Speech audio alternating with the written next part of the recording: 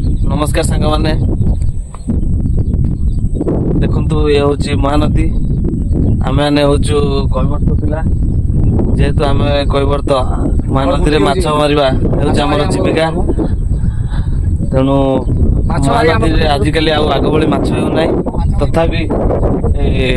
महानदी में माछ धरवा जेहेतु आमर जीविका आमको आ किसी कम जना ना से प्रतिदिन महानदी में माछ मारू एवं जहाँ भी किसी माछ हुए बेपारी को देकर से परिवार पोषण करूँ सांग मैंने देखु डंगार बाड़ उपर मु बसी हाथ बड़ेले भी मो हाथ पानी रे बाजिबो पूरा गभीर पानी पाल टणा ही डंगा चली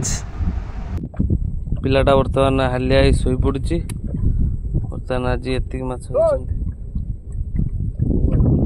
जाल दिखाई